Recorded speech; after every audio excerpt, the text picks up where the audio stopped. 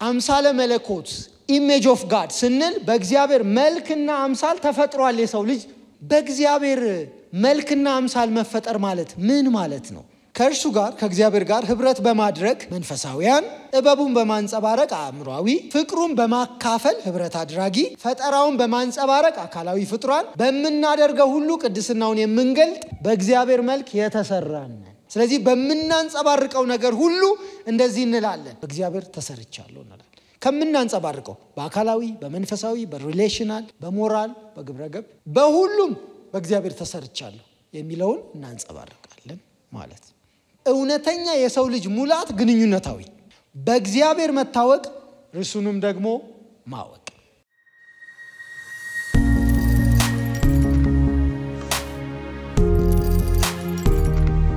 መዝሙር 8ን ግን አንድ ነገር ብለናል ታስበው ዘንድ የሰው ልጅ ምንድነው ሚል ጥያቄ ጠይቋል በአንድ ወቅት አንድ ጥንታዊ ዘማሪ ይሄን ጥያቄ ጠይቋል ያው ጥያቄኛ ጥያቄ ነው ዛሬ ስለዚህ ቢብሊካል አንትሮፖሎጂን ስንማር ምንመልሰው ልንመልስ ምንሞክረው ሁለንተናዊ መልስ ምንፈልግለት ጥያቄ ይሄ ጥያቄ ነው ታስበው ዘንድ የሰው ልጅ ምንድነው የሚለው ነው ማለት እንደምታዩት ፒክቸሩ ላይ በጣም ቫስት የሆነ ዩኒቨርሲቲን ሪፕሬዘንት ለማድረግ ተሞክሯል እዛ ውስጥ ደግሞ በጣም ትንሽ የሚባል ሰው ቆሞ በጣም ቫስት የሆነውን ዩኒቨርስ ወንደር ያደረገ ይመስላል ከሰለሞን አበበ መጽሐፍ ይሄንን ጠቅሰናል አልመለስም ነገረ ሰው ብለን አንስተናል ነገረ ሰው እንግዲህ አንድ እንደ ሂዩመርም ሼር አድርጌያችኋለሁ ነገረ ማለት ፍሬ ነገር ሐሳብ አመለካከት ማለት ነው በኪዳን ወልድ ክፍሌ መዝገበ ቃል መሰረት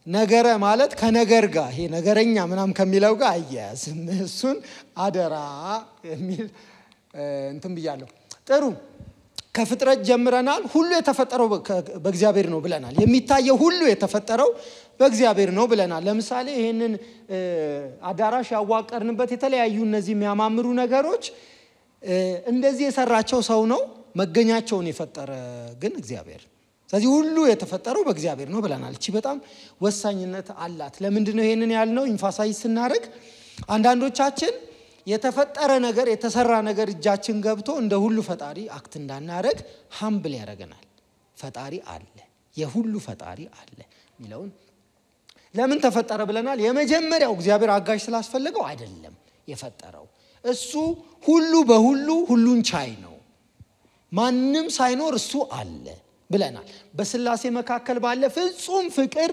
ፍጹም ህብረት ፍጹም ሃርመኒ እሱ አለ ብለናል ይልቅ የሰው መፈጠር ግን በጣም በወሳኝ የሚሆነው የቱ ጋር ነው ለእግዚአብሔር ክብር ተፈጥሯል ብለናል ይሄ ማለት ምን ማለት ነው እግዚአብሔር ራሱ የሰው ልጆች የፈጠረው ለራሱ ከሆነ እንዴት ይሆናል ብለን ልንጠይቅ እንችላለን እግዚአብሔር ለራሱ ክብር እንጂ ለማንም ክብር ሊፈጠር አይችልም ምክንያቱም ከሱ በላይ ማንም የለም ስለዚህ የተፈጠሩት ሁሉ መልሰው ምስጋና ካመጡ ለሱ ነው ሊያመጡ የሚችሉት ከሱ በላይ ማንም የለም ከሱ በላይ ማንም ስለሌለ በማንም ሊምልም ደግሞ አይቻልም ጉድ ስለዚህ እዚህ ውስጥ በጣም ልብ ማለት የሚኖርብን ነገር እግዚአብሔር የፈጠረውን ለርሱ ክብር ነው የፈጠረው ስንል በመላሹ የሰጠንን ሁሉ ምን ሰጠው መልሰን ለራሱ ነው ለምን የተገኘንበት ምንጭ ራሱ እግዚአብሔር ነው ብለናል አይደል ሁሉ የተፈጠረው ከርሱ ነው ካልን የተገኘነው ሁሉ ከርሱ ነው ብለናል ተዛምዶ አንስተናል ለምሳሌ በእግዚአብሔር ስፍራ የተሰጠን መሆናችንን መገንዘብ ራሳችንን ለማሞገስ ምክንያት የሚሆነን ሳይሆን ለፈጠረን ለእግዚአብሔር ክብርና ምስጋና የምናመጣበት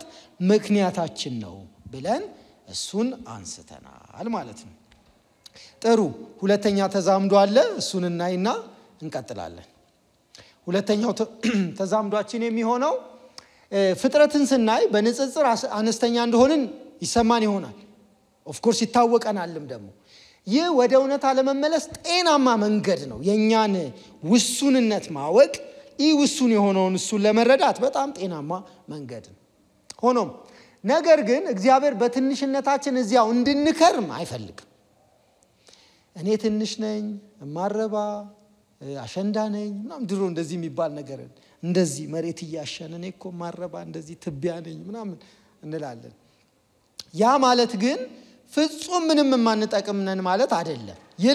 ይልቅ ትህትና ማለት ለእግዚአብሔር ተገቢውን ክብር መስጠት ማለት እንጂ ራሳችንን ማኮስመን ግን በፍጹም አይደለም ብለናል። ወደ ዛሬው ትምህርት እንሂድ። የዛሬው ትምህርት አምሳለ መለኮት ኢሜጅ ኦፍ ጋድ ወይንም ኢማጎዴ። ጥሩ በቅንፍ በትንሿ ያስቀመጥኳት ኢማጎዴ ሞሮፍ የቴዎሎጂካል ዲስከሽን ሐሳብ ስለሆነ ኮንሲስተንት ሆኜ ሁሉም ቦታ አልተጠቀመው። አንድ ሰው ሲፈጠር በእግዚአብሔር መልክና አምሳል ተፈጥሯል የሚለውን ለማሳየት ጥቅም ላይ የዋለው ቃል እሱን በነገረ መለኮት አስተምሮ ለመተንተን ኢማጎዴ የሚለው ኢማጎ ኢሜጅ ዴይ አምላክ ኢሜጅ ኦፍ ጋድ ተመሳሳይ ግን በጣም ቴክኒካል ተርም ስለሆነ እሱን በተደጋጋሚ ላልተጠቀመው ይችላልው ግን ወጥና ተመሳሳይ። ጥሩ ይሄንን ነው የምናየው። ይሄንን ለማየት የምንከተለው ክፍል ዘፍጥረት 1:26 ነው። እግዚአብሔር ሰውን በመልካችንና በአምሳላችን እንስራ፣ በባህር ዓሦችን፣ በሰማይ ወፎችን፣ በከብቶች፣ በምድር ሁሉ ላይ እንዲሁም በምድር ላይ በሚሳቡ ፍጥረታት ሁሉ ላይ ስልጣን ይኑራቸው አለ። ስለዚህ እግዚአብሔር ሰውን በራሱ መልክ ፈጠረ፣ በእግዚአብሔር መልክ ፈጠረው፣ ወንድና ሴት አድርጎ ፈጠራቸው። ስለዚህ አሁን አምሳለ መለኮት ኢሜጅ ኦፍ ጋድ ስንል በእግዚአብሔር መልክና አምሳል ተፈጥሯል የሰው ልጅ ብለን ጀመርን። ከዛ ቀጥሎ ምን ጠይቀው ጥያቄ ዲፎልት ነው። ኦኬ ጉድ። ስለዚህ በእግዚአብሔር መልክና አምሳል መፈጠር ማለት ምን ማለት ነው የሚለውን ጥያቄ እንቀጥላለን ማለት ነው። በእግዚአብሔር መልክና አምሳል መፈጠር ማለት የመጀመሪያው የእግዚአብሔርን ባህሪ መካፈል ማለት ነው። ጥሩ ለዚህ ኖት ማስቀመጥ ስላለብን ኮሚኒካብል አትሪቢዩትስን የተካፈል ነው ወይንም እግዚአብሔር እንድንጋራ የወደደውን ማንነት ነው የሰጠን ያንን ማንነት ነው። ስለዚህ የእግዚአብሔርን ባህሪ መካፈል ነው የእግዚአብሔርን መልክ መያዝ ማለት ስንል ኮሚኒካብል አትሪቢዩትስ መሆናቸውን መርሳት የለብንም። ምክንያቱም አንዳንዶች ይሄንን አትሪቢዩት በጣም ይለጥጡትና ወደ ኮሚኒካብል ወዳልሆኑት አትሪቢዩት ይወስዱትና ያልተካፈልነው የለም ብለው በጣም ስትሬች ስለሚያደርጉት እሱን መጠንቀቅ ጥሩ ነው። በአንድ ወቅት እንደዚህ ሆኗል ብለው ነገሩን አንድ ቤተሰብ ልጃቸው በተደጋጋሚ የአኒሜሽን ሙቪ ያያል። የአኒሜሽን ሙቪ ያያልና ለህፃናት ይጠቅማል ብለው ስፓይደርማንንም አሳዩት። ይሄ ፈን ስላለው ስለሚዘል ምናምንና በኋላ እናት ኪችን የሆነ ነገር ላበስልለት ልጠብስለት ገብቻ አለች ለህፃኑ የሆነ ጋ የሚል ድምጽ ሰማው አለችና ቤቢ ዝም ከዛ ቀስ ብዬ ስወጣ አለች በጭንቅላቱ ተተክሏልች። በኋላ ሳነሰው ይሄ አብጧል ምንድነው የሆነው ብዬ በኋላ ላይ ከተረጋጋ በኋላ አስጠይቀው እንደ ስፓይደርማን አለ ከሶፋ ጠርዝ ላይ እንደዚህ ወረደ። በሱ ቤት እንደዚህ መሄድ መስሎት ነው ወረደ፣ አልተመለሰም። የሰው ልጅ ከፍጥረት መጀመሪያ ዘፍጥረት 3 ላይ እግዚአብሔርን መሆን ሲፈልግ ሰውም አልሆነም። አየ የሁለቱ ተቃርኖ በጣም በሄደ በፈለገ መጠን ከሰውም ወረደ በኋላ ሪደምፕሽን እስኪያገኘው ድረስ። ስለዚህ የአትሪቢዩቶቹ እግዚአብሔር ያካፈለን ባህሪ የርሱ ሊያጋራ የወደደው ባህሪ እንጂ ፈጽሞ ማያጋራው ባህሪ አይደለም። በዚህ መካከል ሁሉን ቻይ የለም።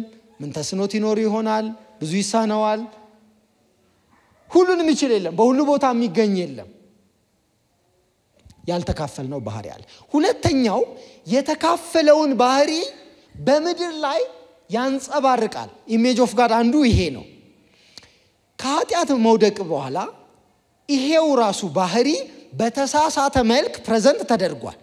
እሱን ማለታችን አይደለም፣ እሱን እናያለን። ጤናማው መልክ ግን አሁን ላይ በክርስቶስ ኢየሱስ ሪዲም የተደረገው ወደ መጀመሪያ እየተመለሰ ያለው ያ መልክ ግን ከእግዚአብሔር ኮሚኒካብል አትሪቢዩትስ መቀበል ብቻ ሳይሆን ያንን ያሳያል። የሰው ልጅ ወደ ትዕቢት የሚሄደው መቼ ነው? ለሰው ደግ በሆነ ቁጥር ደግነቱ ከራሱ ይመስለው የጀመረ ጊዜ ነው። አሁን ደግ መሆን ደስ የሚል ነገር አለው። ከዛ ግን ያቺን ነገር ሲደጋግማት ደግነቱ ከራሱ የሆነ ከመሰለው ቀስ እያለ ትቢት ይኮተኮታል። በኋላ ላይ ምን ባከየነን ህዝብ ምን በግበው ኮኛን ወደ ማለት ያድጋል። ግን ተሰጥቶትን የሰጠው ነገር ነው እንደዛ ነው። ስለዚህ እቺ ልብ ማለት በጣም ጥሩ ነው። ትርጉም ላይ እንዳልነው አንዱ ሂስቶሪካል ቲዮሎጂ ስለሆነ ምናነሳው በታሪክ ምን ተነስቷል በዚህ ርዕሰ ጉዳይ የሚለውን ስለሆነ በተለያዩ ትውፊቶች ትራዲሽንስ መልክና ምሳሌ የሚለውን ለመረዳት በጣም ጥረት አድርገዋልና አንዳንዶች ሁለቱ የተለያየ ትርጉም አለው ብለው ሁሉ ወስደዋል። መልክ ራሱን የቻለ ነው፣ አምሳል ራሱን የቻለ ነው ብለው ለመወከል ሞክረዋል። ለምሳሌ መልክ የሚለው ራሽናሊቲን ነው፣ ይሄ ሪዝን አውት ማድረግ የሚለውን ከእግዚአብሔር እንደወሰድን እንደተሰጠን ያሳያል ብለዋል። ከዛ ደግሞ አምሳል ምሳሌ የሚለው በቃ ቅድስናውን እንድንመስል ነው ብለው እንደዚህ ትንሽ ከፈልፈል አድርገውታል። ነገር ግን በዚህ ክፍል ውስጥ በምዕራፍ 1 ቁጥር 26 ላይ ዘፍጥረት ላይ መልክና አምሳል መልክና ምሳሌ የሚለው ተነባባሪ ሐሳብ ነው፣ እንዲህ ተያይዞ የሚሄድ አይነት ነው። ይሄንን ለመረዳት የዕብራይስጥ ቋንቋ ያጠኑ ሰዎች የነገሩንን ሪፍሌክት ማድረግ ተገቢ ነው። በዚህ ክፍል ውስጥ መልክ የሚለው በቀይ የተጻፈው የዕብራይስጥ ቃል ነው። እንደገና ደግሞ ምሳሌ ለሚለውም የተጻፈው የዕብራይስጥ ቃል ነው። እነዚህ ሁለቱ ክፍሎች የሚያሳዩት ተመሳሳይ ነገር ግን አንድ አይነት ያልሆነ ለማለት ነው። ስለዚህ አሁን በእግዚአብሔር መልክና አምሳል ተፈጥረናል ሲል ሁለቱ ቃላት ተደርበው እየነገሩን ያለው the same likeness አለን ተካፈልነው ነገር አንፃር identical gods ግን አይደለም። ይሄ መታወቅ አለበት። ሌላው ሁለተኛው በወቅቱ ተደራሲያን መሰረት ይሄ ክፍል እንግዳ አይደለም። በነገራችን ላይ መልክ ሲል ግን ምን እያለ ነው? ምሳሌስ ምን ማለት ነው የሚለው ለኛ ነው ትንሽ ግራገብ የሚሆነው እንጂ በወቅቱ ለነበሩት በዚህ ቋንቋ እያነበቡ ለነበረው በሰብቷጀንትም እያነበቡ ለነበረው ብዙ ግር የሚያሰኝ አይደለም። እንደውም ወይን ግሩደም ምንድነው የሚለው ይሄን ክፍል ለወቅቱ ተደራሲያን ብዙ ማብራራት አስፈላጊ ስላልነበረም ነው እንደዚህ የተቀመጠው ይልና ይህንን ያስቀምጣል። ሰው በእግዚአብሔር መልክ ነው ማለት ሰው በሚከተሉት መንገዶች እግዚአብሔርን ይመስላል ማለት ነው። የእውቀት ችሎታ፣ ግብረገባዊ ንጽህና፣ መንፈሳዊ ባህሪ፣ ምድርን የመግዛት ኃይል፣ የፈጠራ ችሎታ፣ ስነ ምግባራዊ ምርጫዎችን የማድረግ ችሎታ እና ኢመዋቲነት ወይንም ተመሳሳይ ነገሮችን እያለ የሚቀጥል የጥቅስ መጨረሻ እንዲህ አይነቱ ማብራሪያ አላስፈልገም ይላል። ስልታዊ ነገረ መለኮት ገጽ 500 ላይ እሱም ሲያስቀምጥ እንደዚህ ይላል። እነዚህ ነገሮች ለወቅቱ ተደራሲያን ማብራራት ያላስፈልገው ኢሜጅና ላይክነስ ማለት ተመሳሳይነት እንጂ አንድ አይነትነት እንዳልሆነ ከቃሉ ስለሚረዱ ነው ይላል። ስለዚህ በዚህ መልክ መረዳት በጣም ተገቢ ነው። ይሄንን ካልን አምሳለ መለኮትን በተመለከተ ኢሜጅ ኦፍ ጋድን በተመለከተ ሲፈጠር በዚህ መልኩ ከሆነ የተፈጠረው ውድቀት ትንሽ ኮራፕት አድርጎታል አይደለ? ሙሉ በሙሉ አልጠፋም ነገር ግን ተበላሽቷል እንላለን። ሙሉ በሙሉ አልጠፋም ነገር ግን ተበላሽቷል እንላለን። ለምሳሌ አንዳንድ ጨካኝ ሰዎች አሉ በመድር ላይ ታሪክ የዘረዘራቸው አይደል? እና ከታሪክ ንባባችንም ዓለም የተስማማባቸው ጨካኝ ሰዎች አሉና ምን ሲባል ደግሞ በአንዳንድ ሊትሬቸሮች ታነባላችሁ የሚገርም ልጆቹን ወዳድ አባት ነው ይላል። ስለሱ ታሪክ ደግሞ በሌላ ሊትሬቸር ሲናገር እንዴ እና ይሄንን ሁሉ ህዝብ ምሽክ ያረገ ገብቶ ይላል ቤቢው ስትል አየ the image of God ኮራፕት አድርጓል ነገር ግን ሙሉ በሙሉ ቫኒሽ አላረገም ከላዩ ላይ። በምን እናውቃለን? ዘፍጥረት 3 እንደዚህ ሀፕን አደረገ። ዘፍጥረት 9 ላይ እግዚአብሔር ራሱ መልኩ ስላለበት እንዳይገደል አዘዘ። የሰው ልጅ ዲስትሮይ እንዳይደረግ አዘዘ። ነገር ግን በኃጢአት ምክንያት መልኩ የፈጠረውን እግዚአብሔርን ሊመስል ሲገባው ወደ ሌላ አምሳል ዘወር ብሏል። ዩሲ አሁን በእግዚአብሔር መልክና ምሳሌ ተፈጥሮ የነበረው ሰው የፈጠረውን መልክ ሊመስል ባልወደደ መጠን ዘወር ብሎ የሚመስላቸው አምሳያ ደግሞ አሉት። እንደውም በመጽሐፍ ምን አለ? ክብር ሆኖ ሳለ እንትን የሚለውና እንስሳ ያስ መሰለ ይላል አይደል? ክቡር ሆኜ ሳለሁ ይላል ተስፋዬ ጋቢሶ። የሚጠፉትን እንስሳ መሰለ፣ ባደራረጉ አውሬ ሆነ። ይሄማ አውሬ ነው ተባለ ሰው። ለምን? የፈጠረውን መልክ ሊመስል ተፈጥሮ ፈቀቅ ባለ ጊዜ የፈጠረውን መልክ ሊመስል ስላልቻለ የተፈጠሩ ፍጡራንን መልክ ያዘ። ይሄ መልካም ዜና አይደለም። እግዚአብሔር ይመስገን። በዚህ መሃል ግን ጌታችን ኢየሱስ ክርስቶስ ጣልቃ ገብቷል። ምን ሆኗል ታዲያ? በዚህ በውድቀት ምን ሆኗል? ግብረ ገባዊ ወይም ሞራላዊ ንጽህናው ተበላሽቷል። እና እኔ ምን አውቃለሁ ይላል። የሆነ ነገር አጥፍቶ እና እኔ እሱ አስገድዶኝ ነው ይላል። ስለዚህ ግብረ ገባዊ ሆነው ሞራላዊ ሆነው እሴቱ ተበላሽቷል። ሌላ ኃጢአት ቅድስናውን አድፎበታል። ወይንም መለየቱን በእግዚአብሔር ዘንድ ልዩ ሆኖ ተለይቶ ይኖር ከነበረበት ኃጢአት ያንን አድፎበታል። ሌላው አመዛዛኝነቱ በስህተትና በተዛባ አመለካከት ተበርዞበታል። ተሳስቶ ይታገላል። እኔ ሲጀምር እንትን ልልፈልግ አይደለም ምናምን ይላል። ለምን? ኃጢአት አንዱ የሚያደርገው ነገር ቤዚክ የሆነ ሪዝን አውት የምናረግበትን ማይንድ ነው የሚመታው። ለምሳሌ አንዳንድ ሰዎች ያጠፋሉ፣ ለጥፋታቸው የጽድቅ ዝርዝርን ያቀርባሉ። እኔ ሲጀምር እንዲያረኩት ይላሉ። ያንን ለማገናዘብ እንዳይችሉ ኃጢአት የሪዝን ዲፓርትመንታቸውን ጎድቶባቸዋል። ይሄ ሰው ያስከፋል፣ ይሄ እግዚአብሔርን ያሳዝናል የሚሉበትን ሪዝን አውት ነው የሚመታባቸው። ሪዝን አውት የሚያደርጉበትን ያንን ፋከልቲ ነው የሚመታባቸው። እሱን በቀጣይነት እናያለን። ሌላው ንግግሩ እግዚአብሔርን አክባሪ መሆን በፍጹም አልቻለም። ኦፍ ኮርስ የሚመስለው መልክ የፈጠረው መልክ ካልሆነ ንግግሩም ወደዛ ሊመለስ አይችልም። ሌላው ያው የግንኙነት መስመሩ በራስ ወዳድነት ተጠቃለለ። አንዳንድ ሪሌሽኖች ሲያበቁ አይታችኋል። እኔ ስለማያቀኝ ነው ሰራለታለሁ ምናምን ትላለች። አሁን እነዚህ ሰዎች ተዋደው ነበር እንዴት ትላላችሁ? ነው ወይስ እንደተለመደው ፕራንክ ሲያረጉን ነው? መውደድ በቅስፈት ወደ ጥላቻ ከተቀየረ የወደቀው ሰው አንዱ ያወረሰን ነገር የምታደርገውን ነገር ሁሉ በሰልፊሽነት አድርግ ብሎ ነው ኦሪንቴሽን ሰጥቶን ይላክ። ስለዚህ የሚደረገው ነገር ሁሉ ወደ ሰልፊሽነት ያደላል። ግን በክርስቶስ ኢየሱስ የመስቀል ስራ የታደሰው አእምሮ ግን ምን ያደርጋል? ይሄ ባይሆን መርጥ ነበር። መጎዳትንም መርጥ ሰው አይደለም፣ መጉዳትንም መርጥ ሰው አይደለም። እግዚአብሔር ግን የተሻለ ነገር አለው ብዬ አስባለሁ። ተከናወን ብለን እንሄዳለን። ከባለፈው ስብከት ደግሞ የወሰድነው ጌታ ይወድሃል የሚል ነው።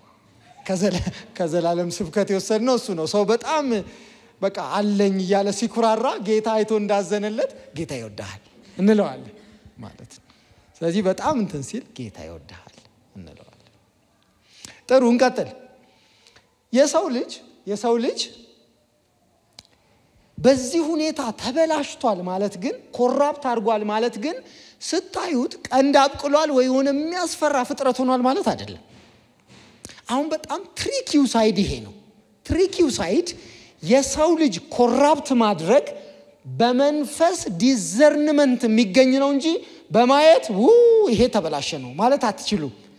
በሌላ አገላለጽ የሰው ሰውነት የመኖር እድሜው ነው ያጠረ የመጣው እንጂ በሰውነቱ ላይ አዲስ እንግዳ ነገር አይደለም የበቀለው። ስለዚህ ሰውን ስታዩ ወድቋል ይሄ ሰውዬ ልትሉ አትችሉም። ከተግባሩ ከንግግሩ የእግዚአብሔርን የመንግስት እሴት በተመለከተ ያለውን ሁኔታውን አይታችሁ እንጂ የሆነ ሰውነቱ ላይ አዲስ እንግዳ ነገር አይታችሁ አይደለም ይሄ በቃ ኮራፕት አድርጓል የምትሉት። ለዛ ነው መንፈሳዊ ነገር የዲዘርንመንት ዓለም እንደሆነ የምታውቁት።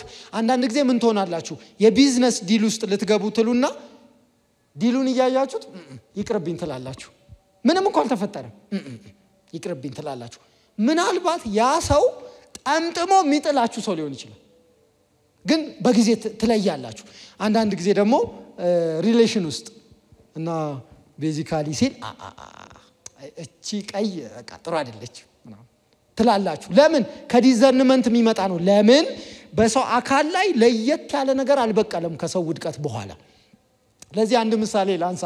በቅርብ የዘሪቱ ከበደ ከልጅነት ወደ ልጅነት የሚለው መጽሐፏ ላይ ሰፈር ከወንድሟ ጋር ሆነው ጣሪያ ላይ ይሄ ምንድነው ሾላ ዛፍ ላይ ወጣው ሰፈሩን ያዩ ነበር እንደ ልብ ወደ ውጭ መውጣት ስለማይፈቀድላቸውና የማያዩት ነገር የለም ሰፈር ውስጥና ከሚያዩት ነገር አንዱ የአንዲት ጠንቋይ ቤት ነው የተባለ አለ እና ድምጽ ያሰማሉ። ይሄ የሚገቡ የሚወጡ ካዳሚዎቹ ብቻ ያ ሲናሪዮ አለና በአንድ ወቅት ግን በጽዋ ማህበር የሚባል ነገር አለ። በሱ እኛ ቤት መጣች ትላለች እቺ ሴት ምን ትላለች? በሌሊት ከምንሰማው ድምጽ የተነሳ በዚያ ሰፈር ውስጥ ማለት ነው አሉ የሚባሉ ጠንቋዮች በፊልም ላይ እንደምናያቸው ባለቆልማማ አፍንጫ ጥፍረ ረጃጅምና ጠጉረ ጨብራራ እንጂ በአንድ ወቅት በአክስቴ ቤት ተገኝተው እንደተመለከቷቸው እንደማናችንም አይነት መልክ ያላቸው ደርባባ ሴት አልጠበቅኩም ነበር ይላሉ። ስለዚህ ሴት ስትናገር ከአክስቴ ጽዋ ማህበሮች በአንደኛው ቀይ ድሪያ በቀይ ተመሳሳይ ሻርፕ ለብሰውና ዝናብም ሆነ የከረረ ፀሐይ በሌለበት በእጃቸው ጃንጥላ ይዘው በዚያ ያየዋቸው ሴት ምንም የሚያስፈራ ነገር አልነበራቸው። የሰጡኝም ሰላምታ እናታዊና ትህትና የነበረው እንጂ በእኔ ልጅነት ምናብ ከጠንቋይ የምጠብቀው አይነት ባለመሆኑ ስገረም አስታውሳለሁ። አጠገቤ ትልቅ ሰው ባይኖር ወስደው ይበሉኝ ይሆን የሚል ፍርሃት በውስጤ ነበር። እርሳቸው ግን በስጋ አይን የሚታይ ምንም አስፈሪ ነገር አልነበራቸው ትላለች። እንግዲህ እኚህ ሴትዮ ካሉበት ሁኔታ አንፃር በመንፈሳዊ ዓለም የሚታይ ኮራፕሽን ውስጥ እንጂ በስጋ አካል እንደማናችንም ወላጆች ተመሳሳይ ናቸው እንደ ባለ ታሪኩ። ስለዚህ ሰዎችን ስንቀርብ ከንግግራቸው ከገጽታቸው በላይ መንፈሳቸውን ማየት የሚኖርብን በዚህ ዓለም። ለዚህ ሰው ከውድቀት በኋላ ለየት ያለ የሆነ አካል አላወጣ። በኢቫንጀሊካል ሰርክል ባላድግም አብዛኛው እንትኖች ድራማዎች ሲሰሩ ሰይጣን ይታወቃል ምን ሊሆን እንደሚችል ግልጽ ነው። ያልነገሩን ነገር ግን በጣም ዝንጥ ያለ የሆነ ይገርማል ቤዚካሊ ፈንዳሜንታሊ የሚል ሰው የሱን አጀንዳ እንደተሸከመ ግን አልነገሩንም። የሰው ኮራፕሽን በዛ እንደሆነ አልነገሩንም ነው። ስለዚህ እግዚአብሔር ሰውን በውድቀቱ ሲመለከተው በሙሉ ማንነቱ ነው እንጂ የሚመለከተው ይሆን አስፈሪ ፍጥረት አድርጎ አይደለም ይመለከት። በሙሉ ማንነቱ ወድቋል ማለት ነው።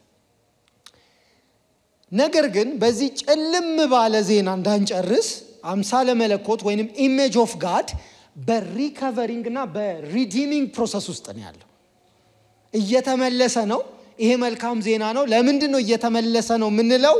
ከተመላሹ አንፃር ነው እንጂ ከመላሹ አንፃር የሚያስፈልገው ስራ ሁሉ ተሰርቷል። ከተመላሹ አንፃር ግን በክርስቶስ ኢየሱስ መመለስ ፍጹም ወደሆነ ወደዚያ የእግዚአብሔር መልክ እስኪመለስ ድረስ የሚታደሰውን አካል እየለበሰ ይቀጥላል ማለት ነው። አንዳንድ ጊዜ በቀልድ መካከል ምንድነው ምንለው?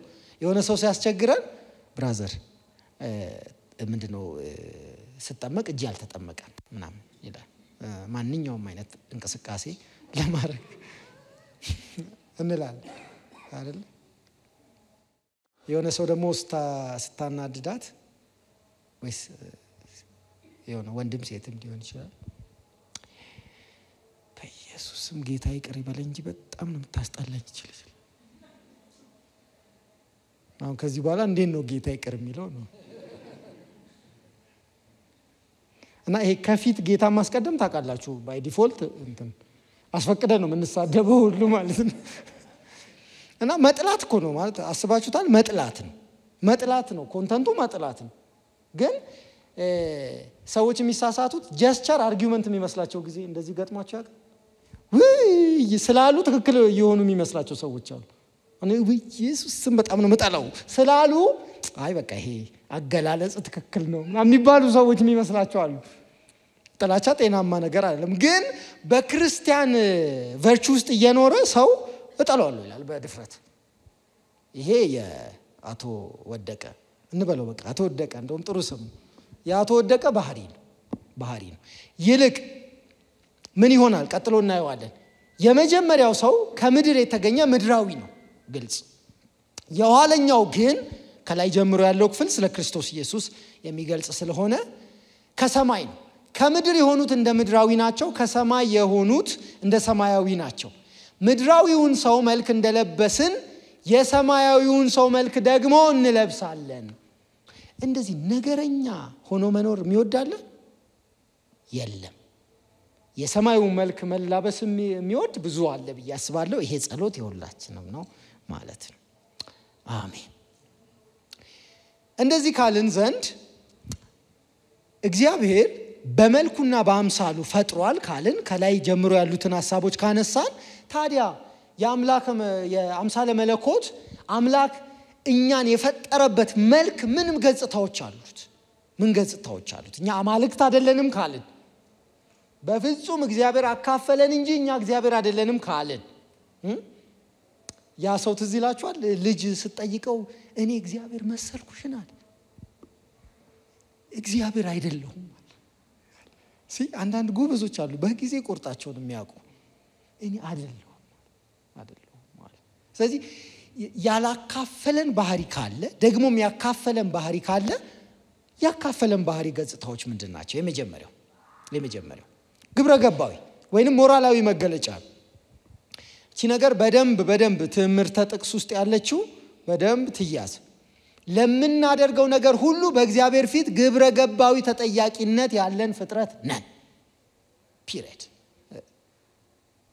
ለምናደርገው ነገር ሁሉ በእግዚአብሔር ዘንድ ተጠያቂነት ያለን ፍጥረት መሆናችንን በፍጹም መርሳት የለብንም ሜምበርሺፕ ክላስ ላይ ከሜምበርሺፕ መገለጫዎች አንዱ የጤናማ አባል የቤተክርስቲያን አባል መገለጫዎች ይያልን ይያወራል አንዱ ለቤተክርስቲያን ስልጣን ሰሚት የሚያደርግ አሁን ይሄንን ስል ባይ ዲፎልት በዚህ ዘመን ሰሚት የሚል ስሜት አለው ይሄ ዓለም ሁሉ ምንድነው የሚለው ብራዘር አንተ የራስህ ቦስ ነህ ይላል ትችላለህ እኮ እሱን አልካድንም ግን ቦስ አለ ይሄን ማውቃለህ ትችላለህ የራስህ ቦስ መሆን ትችላለህ ግን አንተ ቦስ አለ ከላይ እግዚአብሔር ከዛ ቤተክርስቲያን ከዛ ደግሞ አንዳንድ ወንድሞችና እህቶች ይኖራል የሚቆጡ የአንደኛው ክፍለ ዘመን ደግሞ ፖስት ሞደርን አንዱ ከፈጠረብን ክፍተት አንዱ ካንተ በላይ ማንንም የለም ቬንቲሌተሩን ያለው ይላል እሱ ከባድ ይሆነ ትምህርቴ ስላልሆነ እሱ ውስጥ ብዙ አልገባም ለምሳሌ ሶሻል ሚዲያ ለዚህ ጥሩ ማሳያ ነው የሆነ ሰው የሆነ ውሳኔ ወሰነ ራንደም ነው ታሪኩ ያለ ሳይሆን እኔ አሁን እያወራው ያለሁት ራንደም ታሪክ ነው የምሳሌ ታሪክ የሆነ ነገር ተፈጠረ ከዛ ልጁ የሆነ ነገር ወሰነ ልጅቷ የሆነ ነገር ወሰነች ከዛ የልጁ ውሳኔ ሳምሃው ከሷ የተሻለ ነው እንበል ወይ የሷ ከዛ ሐሳባቸውን ሲያንጸባርቁ ሰዎች ምንድነው የሚሉት አፍተር ኦል ምርጫ አለው ይሏቸዋል አፍተር ኦል መብቷ ነው ይላቸው ኦፍ ኮርስ መብቷ ነው መብትና መብቷ ግን ከገደብ ጋር ነው የሚመጣው የምንወስነው ውሳኔ እጃችንን ዘርግተን የምናገኘውን ሰው አፌክት የሚያረግ ከሆነ እኛ የራሳችን ቦስ መሆን አንችልም ሌላ አካል አለ ማለት ስለዚህ ይሄኛው ዘመን ማንንም በላዩ ላይ የሚሾም ስላልሆነ ግብረገብን በተመለከተ ሰዎች እንደፈለጉ ነው አክት የሚያረጉት አፍተር ኦል ተሰማኝ እንደውም ይላል ሲያብራራ እንደውም እኔ ሆኜ ነው ቀዝቀዝ ያልኩት እንጂ ከዚህ በላይ ነበር ትንበለው ይላል ይሄ የግብረገባዊ ወይም ሞራላዊ መገለጫው ምን ያህል በጣም ዲኬ እንዳረገ ነው አይደል ይሄ ሞራል ዲኬ የሚባለው እንደሆነ ነው የሚያሳየው ሚክያስ 6:8 ላይ እንደዚህ ይላል ሰው ሆይ መልካም የሆነውን አሳይቶሃል እግዚአብሔር ካንተ የሚፈልገው ምንድነው ይሄው ፍትህን ታደርግ ዘንድ ምህረትንም ትወድድ ዘንድ በአምላክ ፊት በትህትና ትራመድ ዘንድ አይደለምን ይላል ይሄው እዚህ ለምናደርጋቸው ማንኛውም ነገሮች ግብረ ገባዊ ተጠያቂነት አለ። አሁን ጊዜው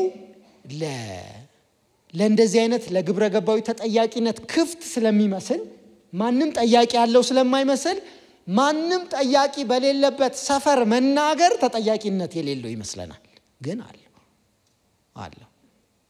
አይደል? ለምሳሌ ተሳዳቢ መሃል መገኘት እኮ መሳደብን እኮ እንደ ጥፋት ሊያይባችሁ የሚችል ሰው የለም። በስማም እንትናን ታውቁታላችሁ ይላል ሲያስረዳ ራሱ ተናግራት ችለውም ይላል። እንደ ጥሩ ኳሊቲ ይመልስልሃል ባናቱ ነው ይላል። ስለዚህ እዛ ተሳዳቢ መሃል የበለጠ ተሳዳቢ መሆን ያሸልማል እንጂ ተሳዳቢ መሆን ችግር የለም።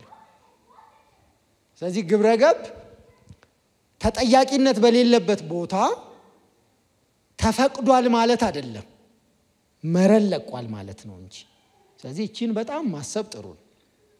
በዚህ ጊዜ ሶሻል ሚዲያው ሰዎችን በጣም ኦፌንሲቭ ነገር ይናገራል፣ ይሳደባል፣ ያንቋሽሻል፣ ቡሊ ያደርጋል ምናምን። በቃ ሰዎች ይሄ መንገድ ተመችቷቸዋል። የማይወዱትን ሰው በዚህ መንገድ ነው የሚሄዱበት። ፍትፍት እንጀራ የሚያመጣላችሁ ነው የሚመስለው። ስድብ አዘጋጅቶ ሊሄድበት ምናምን ይላል። ይሄ የኮራፕት ያደረገው መገለጫ ነው። አንዱ ሊጠበቅ የሚገባው ግን ግብረ ገባዊ ነው። ስለዚህ ይሄንን ማሰብ በጣም አስፈላጊነት አለው። ሁለተኛው መንፈሳዊ መገለጫ ነው። እንግዲህ ስጋዊ አካል ብቻ ያለን ፍጥረት አይደለንም። እንደምታውቁት ረቂቅ የሆነ መንፈስ ደግሞ ተሰጥቶናል አይደል? ረቂቅ የሆነ መንፈስ ለምንድን ነው የምንለው? ይሄ ረቂቅ በጣም አብስትራክት ነው የምንለው ለምንድን ነው? ማንም የማንንም መንፈስ ስለማይጨብጥ መንፈስ የሚጨበጥ ነገር ስላልሆነ ለዛ ነው ይሄንን አድጀክቲቭ የምንጠቀመው። ሉክ አሁን የእግዚአብሔር የሆነውንና ከእግዚአብሔር የሆነውን ለመረዳት ደግሞ ምላሽ ለመስጠት የሚያስችለው የአምሳለ መለኮት መገለጫችን መንፈሳዊ መገለጫው አይደል? እኔ አላቅም በቃ በመንፈሴ እረበሻለሁ ምናምን ይላል ሰው አይደል? ምን እያለ ነው? ኮሚኒኬት በማረግበት በዛ መንገድ እረበሻለሁ እያለ በዛ መነጽር ሳየው በጣም ይሄ ነገር ይረብሻኛል ወይ ደግሞ ደስ ይለኛልም ሊሆን ይችላል። ስለዚህ ኮሚኒኬት የምናረግበት መንገድ ይሄ ነው።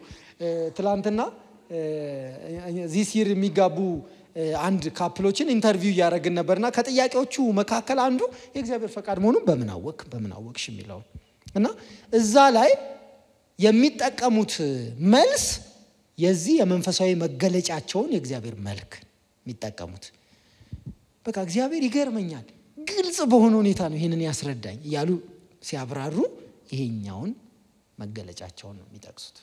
ኢዮብ 32:8 እንደዚህ ይላል፣ ነገር ግን በሰው ውስጥ መንፈስ አለ፣ ሁሉን የሚችል የአምላክ እስትንፋስ ማስተዋልን ይሰጣል። ይሄ የሮሜ 8 ደግሞ በጣም ፌመሱ ክፍል ነው፣ ሁላችንም የምንጠቅሰው ነው። ስለ ልጅነት ስንናገር የእግዚአብሔር ልጆች መሆናችንን ያ መንፈሱ ራሱ ከመንፈሳችን ጋር ይመሰክርልናል ይላል። ከላይ ካለው ክፍል ጋር ተያይዞ የሚወርድ ነው። ሌላው መገለጫ አእምሮአዊ መገለጫ ነው። ይሄንን በክርስቲያናዊ ሰርክል በደንብ መናገር ይኖርብናል፣ በደንብ ማስረዳት ይኖርብናል። የማሰብ የማሰላሰልና የመማር ችሎታ ነው። እነዚህ አይነት ነገሮች ችሎታ ነው። ኃጢአት በከፍተኛ ሁኔታ ከጎዳቸው የሰው ገጽታዎች አንዱ አእምሮ የማመዛዘን፣ የማሰላሰል፣ ክፉ ደጉን የመለየት፣ ጥሩ መልካም እነዚህ ነገሮች የመለየት በጣም ጉዳት አድርሷል። እግዚአብሔር የተመሰገነ ይሁን። በክርስቶስ ኢየሱስ ስራ የመንፈስ መታደስ ስለሆነልን የመንፈስ ሕግ ደግሞ ከሕግና ከሞታርነት ደግሞ አውጥቶናል። ሰዎች እንደምታውቁት በመጽሐፍ ቅዱስ ትምህርት 3 ዋና መንገድ ይከተላሉ፣ መርህ ይከተላሉ። የህይወት መርህ የመጀመሪያው የኃጢአት የህይወት መርህ የሚከተሉ ሰዎች አሉ። እናንተን አይመለከትም፣ አማኞችን አይመለከትም። ኃጢአትን ጭልጥ እያደረጉ የምኖረው በኃጢአት ህይወት ውስጥ ነው የሚለውን የሚያንጸባርቁ አሉ። ቀጥታ የህይወት መርህ ኃጢአት ነው አይሉም፣ ግን የሚኖሩት በዛ ውስጥ ነው አይደለ? ይሄ ምንድነው? ሐሳባቸው ምድራዊ ነው አይደል? ሆዳቸው ሁሉ ነገር እዚሁ ምድር የሚቀር ነው ፊልጵስዩስ ላይ እንደሚላል። ሁለተኞቹ ደግሞ የእውነትና የስህተት ካታጎሪ ሊስት የሚያረጉ ሰዎች አሉ። የእውነት/ስህተት በነገራችን ላይ ይሄ ስህተት ነው ሊስት አላቸው፣ ይሄ ትክክል ነው ሊስት አላቸው። ለምሳሌ እየተራመደ ሰውየው ከኪሱ ስልክ ቢወድቅበት ብራዘር እቺን ስልክ ጥለሃል ብለው ይሰጡታል። ሰው ስልክ ከጣለ መልሱ ትክክለኛው ይሄ ነው ይላል ሊስታቸው። ከዛስ ራይድ ውስጥ ገቡና ከኋላ አንድ ስልክ አለች። ቀድሞ የወረደው ሰው ጥሎት የሄደው የእግዚአብሔር መግቦት ሊሉ ይችላሉ እነዚህ ሰዎች። ዩሲ የራሳቸው የስተትና የትክክል ሊስት አላቸው። ስለዚህ ከራሳቸው ስለሆነ በአንዱ ያደርጉና በአንዱ አያደርጉ። ሰው ካያቸው ያደርጋሉ፣ ሰው ካላያቸው አያደርጉ። ማነው ያያቸው ከሆነ አያደርጉም፣ ካላያቸው ያደርጋሉ። ምን ይታወቃል? እግዚአብሔር እኮ አዘጋጅቶት ይሆናል። ስራው ሰወርዋራ ነው ምናምን ሊሏችሁ ይችላሉ። ግን አልቲሜትሊ እውነታው ግን የሚንጠለጠለው የቱ ጋር ነው? ሲሄድ ስልክ የጣለው ሰውዬ የስልኩ ባለቤት እንደሆነ ሁሉ እዚህም ስልክ ረስቶ የሄደው ያ ሰውዬ ነው የስልኩ ባለቤት። ስለዚህ ወጥ አይደለም አንተ አመለካከታቸው። እነዚህ ሰዎች አንዳንዴ በምን ገልጻቸዋለሁ መሰላችሁ? አሁን እንኳን ቀርቷል። በእርግጥ ንክኪ ምናምን እያስወገድን ስለሆነ አንዳንድ የሆኑ ስታር ሆቴሎች የሆቴላቸውንም ኳሊቲ ለማሳየት ነጭ ፎጣ ያስቀምጡ ነበር፣ ያንጠለጥሉ ነበር እጅ መታጠቢያ ጋር። እና ብዙ ጊዜ ባይ ዲፎልት ሰዎች የሚያደርጉት ምንድነው? ይታጠባሉ። ምናልባት ከኔ በፊት የነበረው ሰው ቀጥታ አድርቆ ሊሆን ይችላል ብለው ከላይ ነው የሚያደርጉት። ገምት 50 ሰው እንዳንታስበው እዛ ነው የጠረገው። አብረ መቆሸሽን። ስለዚህ የስተትና የእውነት የራሳችንን ካታጎሪ መወሰን ችግሩ መውደቃችንን ያፋጥነዋል። ምክንያቱም የወደቀው ሰው የሆነ ሐሳብ ኮንስትራክት ሲያደርግ ራሱ በኢምፐርፌክሽን ነው ኮንስትራክት የሚያደርገው። ሐሳቡ ፐርፌክት አይደለም። ስለዚህ ከዛው ጋር ተያይዘን ነው የምንወድቀው። ሶስተኛው ግን የህይወት መንፈስ ህግ የሚመራቸው ናቸው።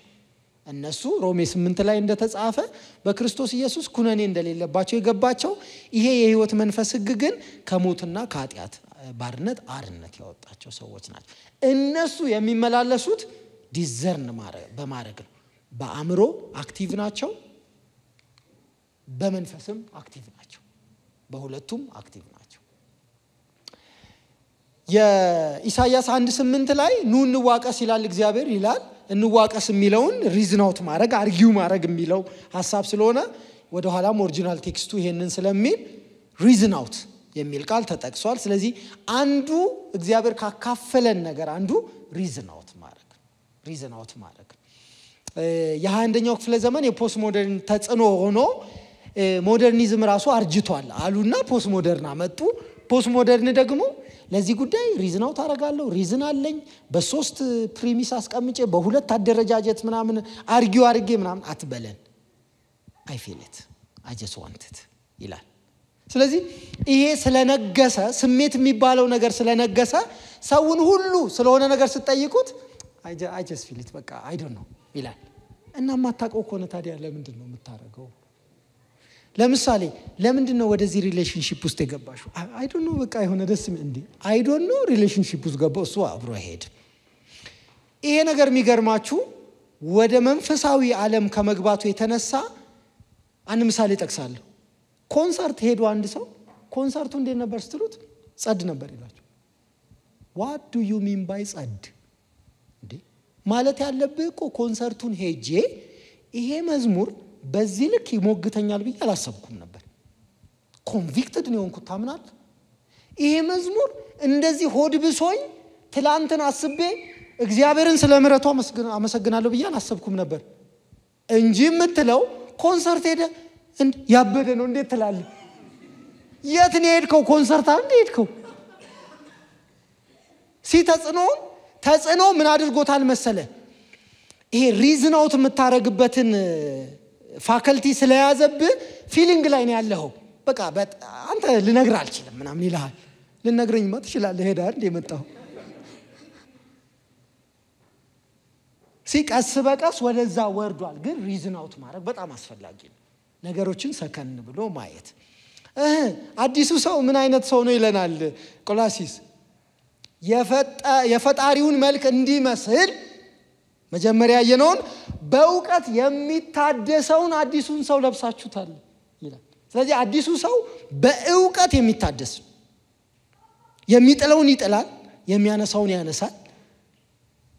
አይደል ቴክ ኦፍ ያደረገ ፑት ኦን ያደርጋል ይላል ስለዚህ ይሄንን ማሰብ በጣም ተገቢ ነው ሌላው መገለጫ ግንኙነታዊ መገለጫ ነው እንግዲህ እግዚአብሔር ሰውን ከፈጠረ ጊዜ ጀምሮ ከመጀመሪያው ጊዜ ጀምሮ ብቻውን አልተወው መጀመሪያ በጣም የምትመች ረዳት ሰራለት ከዛ ጊዜ ጀምሮ ሰው ብቻውን እንዲሆን አልፈቀደም ስለዚህ ግንኙነታዊ ነው የሰው አንዱ መገለጫው ከእግዚአብሔር የተካፈለው ይሄንን በምን እናብራራለን ትሪኒቲ ስንማር ትምህርተ ሥላሴን ስንማር በደንብ ኤግዞስቲቭሊ ስላየን በአብ በወልድ በመንፈስ ቅዱስ መካከል ያለው ፍጹም የሆነ ህብረት ከዛ ህብረት የተወለድን ነንኛ ለምሳሌ እግዚአብሔር ፍቅር ነው ስንል ምን ይያልን ነው ብለናል በአብ በወልድ በመንፈስ ቅዱስ መካከል ፍጹም ፍቅር ስላለ እኛን ለመውደድ አንድ አምላክ እግዚአብሔር አልተቸገረም በመካከል ፍጹም ፍቅር ስላለ ማለት ነው ይሄንን አንስተን ብዙ ተነጋግረናል ስለዚህ ግንኙነታዊ ነው ሲባል የሰው ልጅ አንዱ ከእግዚአብሔር የተካፈለው መልክ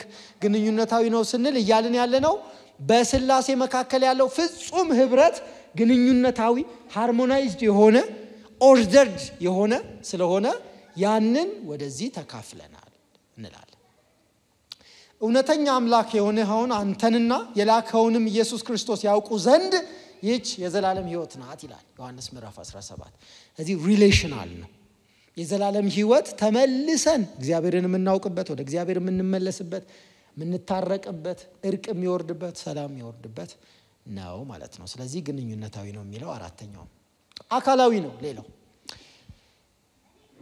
እግዚአብሔር መንፈስ ነው ብለን መጀመር አለብን አይደለ ሰው መንፈስ ነው እንዳይባል እግዚአብሔር መንፈስ